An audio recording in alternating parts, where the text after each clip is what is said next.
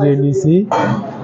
নিয়ে নেওয়ার পরে এখানে নিয়ে নিয়েছি স্টার্স, এখানে নিয়ে নিলাম garlic paste, ginger paste, soya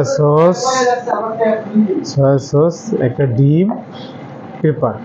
so এই জিনিসগুলো দিয়ে আমি আজকে দেখাবো কীভাবে জাপানিজ উইংস ফ্রাই বানানো হয়। তো আমি ফার্স্টে উইংসগুলো আগে দিয়ে দিলাম।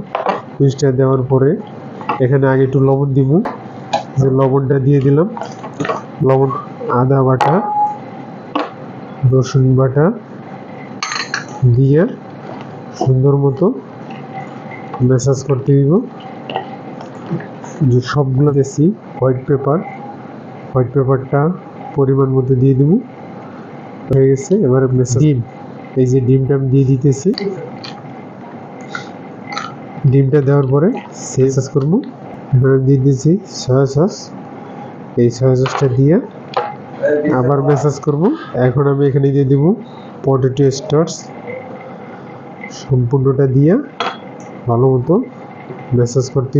একটু ঝালের জন্য দিয়ে দিব মরিচের গুঁড়া দিয়েছি। আমি এভাবে রেখে দেবো 1 থেকে 1.5 ঘন্টা নর্মাল টেম্পারেচারে, অর্থাৎ ফ্রিজে না, বাহিরে।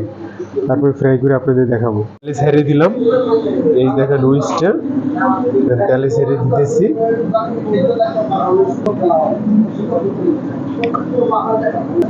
কত সুন্দর হয়েছে, ওয়াও, কত সুন্দর।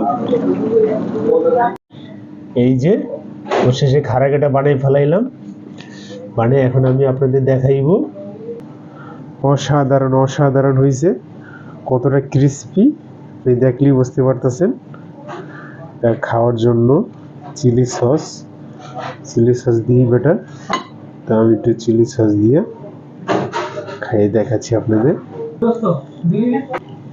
চিলি সস দিয়ে